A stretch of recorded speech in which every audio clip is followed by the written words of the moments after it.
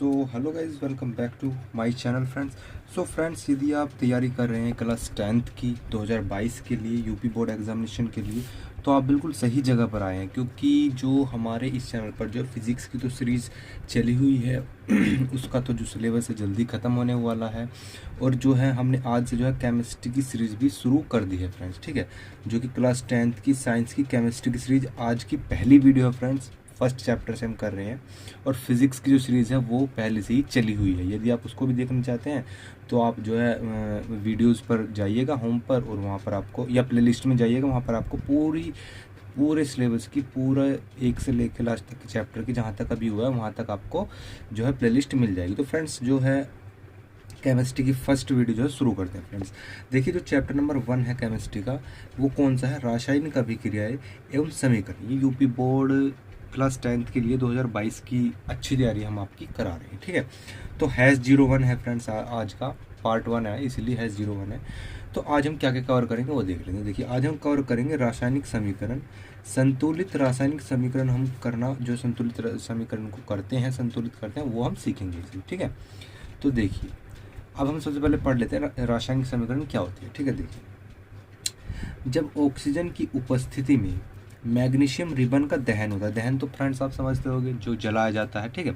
Oxygen की उपस्थिति में मैग्नीशियम को जलाया जाता है, तब क्या होता है? तब यह मैग्नीशियम ऑक्साइड में परिवर्तित हो जाता है। देखिए, ये कह रहा है कि ऑक्सीजन तो होती ही है, ठीक है। जब उसको मैग्नीशियम को जलाया जाता है ऑक्सीजन की उपस्थिति, तो वो किस में परिवर्तित हो जाएगा? मैग्नीशियम ऑक्साइड में परिवर्तित हो जाएगा। मैं आपको आगे रिएक्शन भी दिखाने वाला हूँ। देखिए, वाक्य के रूप में किसी रासायनिक अभिक्रिया का विवरण, समझ रहे हो, बहुत लंबा हो जाता है, इसे संक्षिप्त रूप में भी लिखा जा सकता है। देखिए, अगर हम इसको इस प्रकार से लिखेंगे भाई, मैग्नीशियम, ठीक है, या फिर ऑक्सीजन, और फिर इसका मैग्नीशियम ऑक्साइड लिखेंगे तो ये बहुत लंबा हो जाएगा। तो इसे संक्षिप्त रूप में किस प्रकार लिखा जा सकता है? आप देखिए, इसे शब्द समीकरण के रूप में लिखना सबसे सरलतम विधि है। आप जानते हैं इनके संकेत सूत्र से, मैग्नीशियम का Mg संकेत सूत्र है, ऑक्सीजन का O2 है, ठीक है। और इनको जब इनका रिएक्शन होता है मैग्नीशियम ऑक्साइड से बन जाता है, ठीक है। मैग्नीशियम प्लस ऑक्सीजन, और ये बनकर क्या आएगा? Magnesium oxide. अब यहाँ पर आप समझ लीजिए अभिकारक क्या होते हैं और उत्पाद क्या होते हैं। देखिए, जब भी हम कोई भी रासायनिक रिएक्शन कराते हैं तो उसमें जो भी प्रोडक्ट हम लेंगे रासायनिक रिएक्शन कराने के लिए, तो उसको बोलते हैं फ्रेंड्स अभिकारक। ध्यान से सुनिएगा। और जो रिएक्शन होने के बाद जो प्रोडक्ट हमें मिलता है उसे बोलते हैं फ्रेंड्स उत्पाद। समझ में आया? देखिए, चलिए आगे भी देख लेते हैं। देखिए, मैग्नीशियम तथा ऑक्सीजन ऐसे पदार्थ हैं ठीक है, जिनमें रासायनिक परिवर्तन होता है। देखिए, मैग्नीशियम है और ऑक्सीजन है, इसके अंदर रासायनिक रिएक्शन होगी, ठीक है। इन्हें अभिकारक कहते हैं। देखिए, मैंने ये बताया था, जो हमने रिएक्शन कराने के लिए जो मटेरियल लिया उसको अभिकारक कह रहे हैं। इस अभिक्रिया से एक नए पदार्थ मैग्नीशियम ऑक्साइड का निर्माण होता है।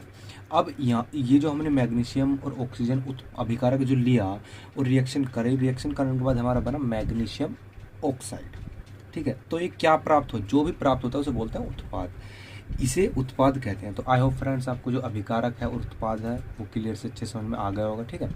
अब देखिए, शब्दों की जगह रासायनिक सूत्र का उपयोग करके इस प्रकार लिखा, आगे देखते हैं जा सकता है। देखिए, हम वहाँ पर लिख रहे थे ना मैग्नीशियम ऑक्सीजन, फिर बन के आ रहा था मैग्नीशियम ऑक्साइड, उसके स्थान पर हम क्या लिख सकते हैं? जैसे Mg का संकेत सूत्र है Mg, इसे शॉर्ट हो जाता है, ऑक्सीजन का O2 और क्या बन के आया? Mg है, ठीक है।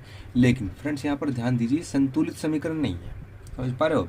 तो अब हम जो है समीकरण को संतुलित करना सीखेंगे। उसका प्रोसेस क्या है, कुछ मैंने चरण में बांटे हुए हैं, आप उनको देख लीजिए, ठीक है। देखिए, संतुलित रासायनिक समीकरण का महत्व। देखिए, किसी भी रासायनिक अभिक्रिया में द्रव्यमान का ना तो निर्माण होता है और ना ही विनाश। फ्रेंड्स, ये आपको समझना बहुत ही जरूरी है। देखिए, ये कह रहा है कि जब भी हम कोई भी रासायनिक रिएक्शन कराते हैं तो उसके अंदर जो भी हम प्रोडक्ट लेंगे उसके अंदर ना तो कोई द्रव्यमान की हानि होगी, ना ही उसमें लाभ होगा। समझ पा रहे हो? जितना हम लेंगे रासायनिक अभिक्रिया में उतना ही हमको मिलेगा उत्पाद, जितना अभिकारक लेंगे उतना ही उत्पाद मिलेगा, ठीक है। अर्थात, या दूसरी भाषा में क्या कह सकते हैं, किसी भी रासायनिक अभिक्रिया उत्पाद तत्वों का कुल द्रव्यमान, जो उत्पाद आएगा उसका कुल द्रव्यमान जो होगा वो अभिकारक तत्वों के कुल द्रव्यमान के बराबर होता है। अब देखिए, मैं समझाने की कोशिश करता हूँ। देखिए, MgO का जो द्रव्यमान होगा उत्पाद का, वो अभिकारक के जितने भी अणु हैं उसके द्रव्यमान के बराबर होता है, ठीक है। या ये भी आप लिख सकते हैं, कोई भी एक परिभाषा आप चुन सकते हैं,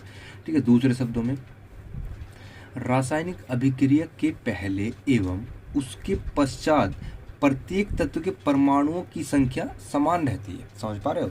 आगे देखिए, इसलिए हमें समीकरण को संतुलित करना आवश्यक हो जाता है। अब यहाँ पर समझिए, मान लीजिए यहाँ पर ऑक्सीजन की 2 मात्रा है, ठीक है, तो जो उत्पाद बन के आएगा उसमें भी तो ऑक्सीजन की 2 मात्रा होनी चाहिए, लेकिन यहाँ पर तो नहीं है।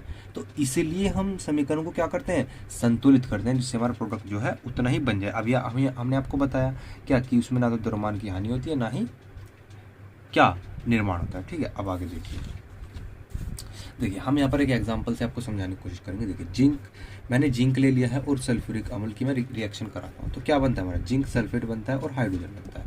इसको शॉर्ट करके लिखने के लिए जिंक का Zn और H2SO4 सल्फ्यूरिक अम्ल का संकेत सूत्र है। अगर आपको नहीं पता तो आप देख लीजिए, ठीक है।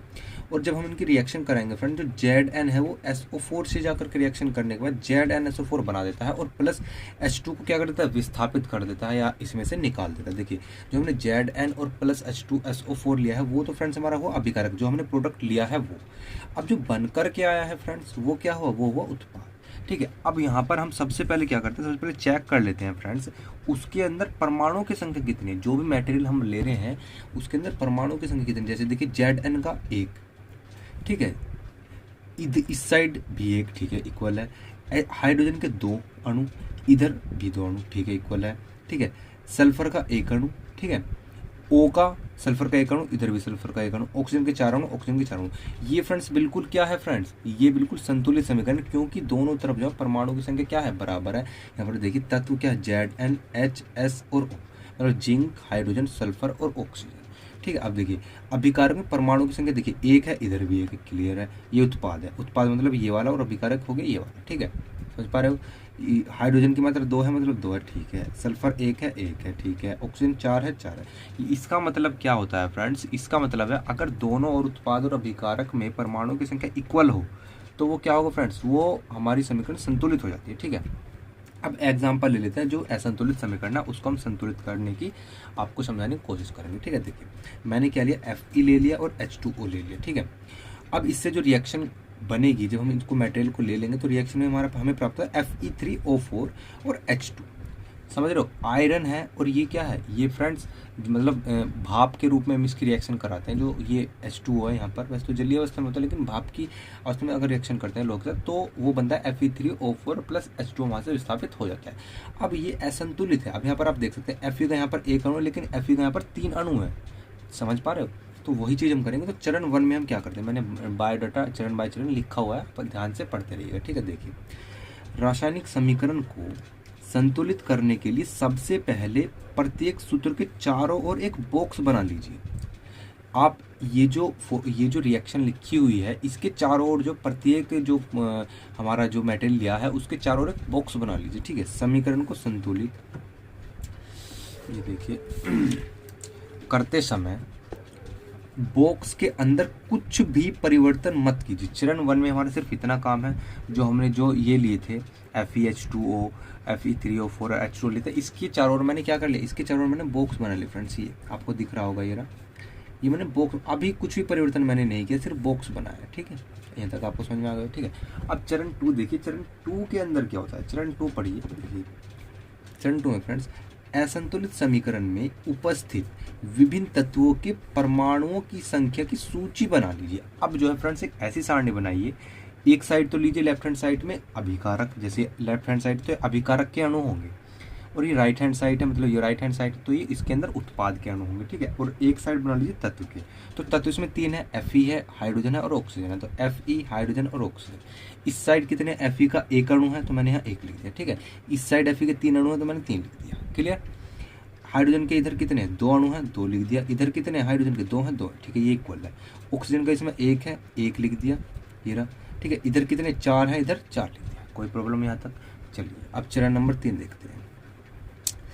सुविधा के लिए सबसे अधिक परमाणु वाले यौगिक को सबसे पहले संतुलित कीजिए।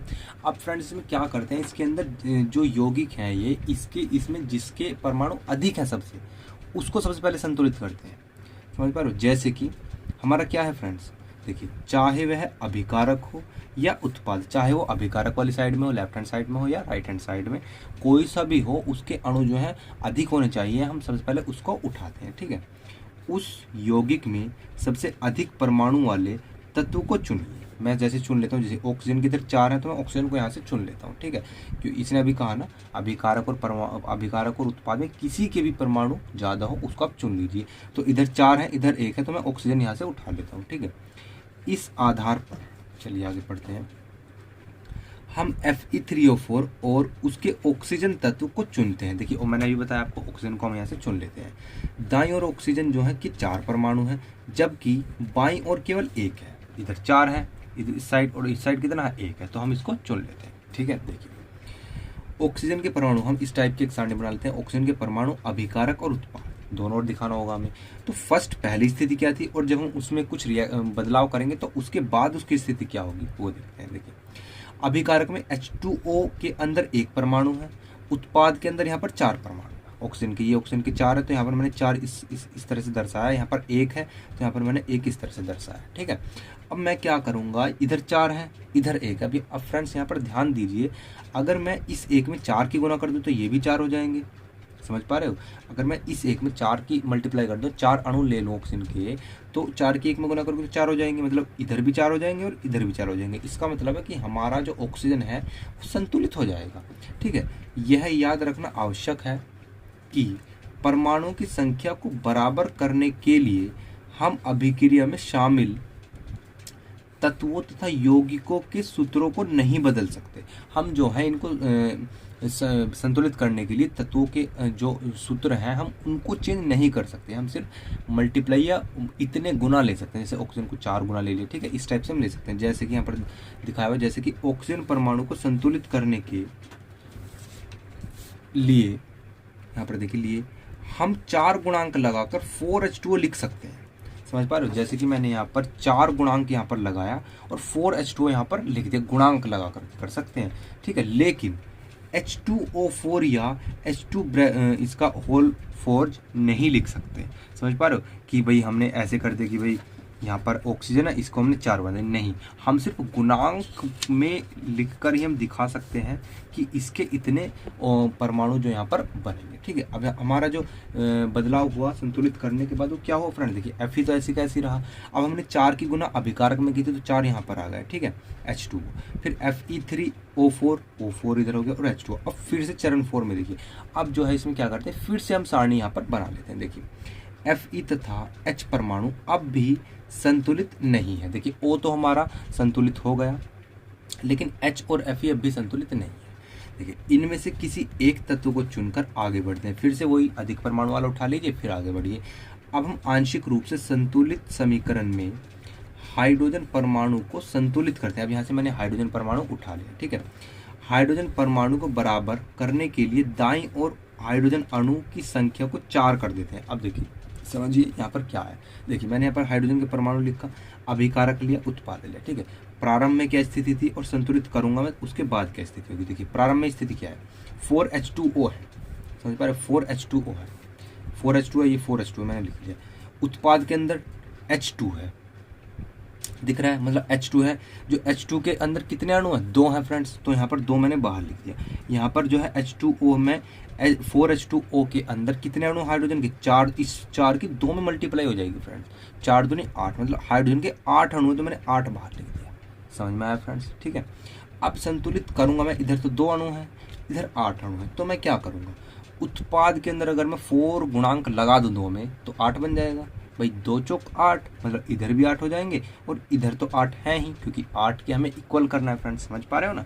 तो हम क्या करेंगे, 2 में 4 की गुना कर देंगे, मल्टीप्लाई कर देंगे 4 की, ठीक है। अब देखिए यहाँ पर Fe और 4H2O और Fe3O4, और देखिए यहाँ पर हमने 4 से मल्टीप्लाई कर दी थी ना। यहाँ पर आप देखिए, हमने यहाँ पर 4 से मल्टीप्लाई करी थी ना, ये 2 में, तो यहाँ पर हमने 4 से मल्टीप्लाई कर दी, तो 4 दूनी 8, हाइड्रोजन कितने अणु हो गए, 8। इस साइड कितने हाइड्रोजन के, 8। समझ में आ गया। अब चरण 5 देखिए, ऊपर दिए गए समीकरण की जांच कीजिए तथा तीसरा तत्व चुन लीजिए। यदि अभी तक जो है इक्वल नहीं हुए हैं तो फिर से देखिए कि कौन सा अनइक्वल है। अब देखिए, हमारा हाइड्रोजन इक्वल हो गया, ठीक है, हमारा ऑक्सीजन इक्वल हो गया। अभी Fe रह रहा है, देखिए Fe इधर 1 है, अणु इधर 3 है, ठीक है। जो अब तक असंतुलित है, आप पाएंगे कि केवल लोहा ही एक ऐसा तत्व है जिसे अभी संतुलित करना शेष है। अब इसको कर लीजिए। अब आयरन के अणु, अभिकारक लिख लीजिए, उत्पाद लिख लीजिए, ठीक है। फर्स्ट स्थिति में प्रारंभ में देखिए Fe के अंदर एक अणु है तो मैंने एक बाहर लिख दिया, क्लियर। उत्पाद के अंदर जो बनकर के आ रहा है उसके अंदर 3 अणु Fe3, तो मैंने 3 कहाँ पर लिख दिया, बाहर लिख दिया। अब संतुलन करने के बाद क्या करूंगा फ्रेंड्स, इधर 3 है उत्पाद के अंदर, तो मुझे अभिकारक में भी 3 चाहिए, तो मैं क्या करूंगा, 1 का गुणांक 3 बना दूंगा, मतलब 1 × 3 कर दूंगा, 3 से क्या कर दूंगा, मल्टीप्लाई कर दूंगा, तभी तो 3 इधर होगा और 3 इधर होगा। अभिकारक और उत्पाद का क्या हो जाएगा, इक्वल हो जाएगा, ठीक है। ये क्या हुआ फ्रेंड्स, अब Fe को संतुलित करने के लिए बाईं और हम Fe के 3 परमाणु ले लेते हैं, मतलब 3 से गुना कर देते हैं, ठीक है। ये देखिए मैंने यहाँ पर 3 से गुना कर दिया, तो Fe 3Fe plus 4H2O Fe3O4 और 4H2। समझ में आया, इसमें तो कोई इफेक्ट नहीं पड़ेगा। अब चरण 6 देखिए, अंत में इस संतुलित समीकरण की जांच के लिए हम समीकरण में दोनों ओर के तत्वों के परमाणुओं की संख्याओं का परिकलन करते हैं फ्रेंड्स। चलिए कर लीजिए। देखिए हमारी जो समीकरण इक्वल बन के आई थी 3Fe 4H2 और Fe3O4 और 4H2 बनकर आई, ठीक है। अब समीकरण में दोनों ओर तत्वों के परमाणुओं की संख्या बराबर, आप देख सकते हैं, देखिए इधर 3Fe है, इधर भी Fe के 3 पॉइंट है, इधर हाइड्रोजन के 8 है, हाइड्रोजन के 8 है, ऑक्सीजन के 4 है फ्रेंड्स। जो फ्रेंड्स ये ऑक्सीजन है, ये जो शुरू में गुणांक में लगता है वो सब के लिए होता है, तो ऑक्सीजन यहाँ पर 4 है, हाइड्रोजन के यहाँ पर 2 है, इसलिए यहाँ पर 8 है, ठीक है। तो हाइड्रोजन के यहाँ पर 4 होगी, तो सॉरी ऑक्सीजन के यहाँ पर 4 होगी, तो इस कहने का मतलब है कि उत्पाद और अभिकारक में इक्वल है, ठीक है। अतः यह समीकरण अब क्या है, संतुलित है, ठीक है। इस विधि को हिट एंड ट्रायल विधि कहते हैं। आपके एग्जाम में पूछा भी जा सकता है कि हिट एंड ट्रायल विधि का जो है संक्षिप्त वर्णन कीजिए, तो आपको वहाँ पर करना होगा। अब चरण 7, भौतिक अवस्थाओं के संकेत लिखना। अब भौतिक अवस्था तो ये हो गई है फ्रेंड्स, अब इनके जो संकेत लिख करके हम बताते हैं कि गैस है, जलीय अवस्था, ठोस अवस्था, उसे हम किस प्रकार से बताते हैं। देखिए अभिकारकों तथा उत्पादों की गैस, द्रव, जलीय तथा ठोस अवस्थाओं को क्रमशः, देखिए गैस को तो G से, द्रव को L से, ध्यान देना, गैस को G से, द्रव को L से, और जो जलीय अवस्था होगी वो AQ से, और जो ठोस अवस्था होगी वो S से दर्शाया जाता है। अब जैसे फ्रेंड्स देखिए Fe जो ठोस है तो उसे S से हमने दर्शा दिया, ठीक है। अब ये 4H2 जो है मतलब गैस, अब यहाँ पर आप कंफ्यूज हो रहे हो कि भाई H2 तो पानी होता है, तो हमने यहाँ पर गैस जलीय अवस्था क्यों दिखा रखी है, लिक्विड। तो फ्रेंड्स मैं आपको बता दूं कि जो H2O है वो एक भाप के रूप में लिया जाता है, तो इसलिए यहाँ पर हमने गैस करके दिखाया कि भाप के रूप में लिया गया। इससे पता चलता है कि जो आयरन के ऊपर भाप के रूप में छोड़ा गया है इस पर, ठीक है। अब इस रिएक्शन होगी तो देखिए S, इसका मतलब कोई ठोस अवस्था बन करके आ रही है, ठीक है, प्लस और H2 जो है गैस यहाँ से विस्थापित हो रही है। तो फ्रेंड्स जो आज का हमारा पार्ट था, मैंने आज आपको ये आपको बता दिए हैं। यदि आप इनका स्क्रीनशॉट लेना चाहें तो ले सकते हैं, ये जो है रफ फेयर में आप कर सकते हैं। मैं आपका छोटा कर देता हूँ और यहाँ से आप स्क्रीनशॉट इनका सबका बारी बारी करके ले लीजिए, ठीक है। मैं आपको दे देता हूँ, देखिए ये हमारा फर्स्ट पेज है, ठीक है, ये हमारा यहाँ से सेकंड हो गया, ठीक है, ये थर्ड है,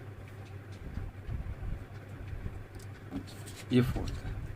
और फ्रेंड्स यदि आप स्क्रीनशॉट ना लेना चाहें तो आप हमारे इंस्टाग्राम पेज पर जा सकते हैं, रिजवाना 2.0 एजुकेशन सर्च करोगे तो आप वहाँ पर आपको इस टाइप का पेज आपको चैनल मिल जाएगा। आपको वहाँ पर ये सारे जो मैंने अपलोडेड कर रखे हैं आप वहाँ पर जा कर के देख सकते हैं, ठीक है। 6 पेज है और जी आपका 7 आपका ये रहा, 8 आपका ये रहा, फ्रेंड्स आपका 9th ये रहा, ठीक है फ्रेंड्स। तो आई होप आपको जो है अच्छे समझ में आ गया केमिस्ट्री का जो फर्स्ट पार्ट था, तो आई होप अच्छे से क्लियर हो गया होगा। तो फ्रेंड्स मिलते हैं नेक्स्ट वीडियो में, तब तक के लिए बाय बाय, टाटा।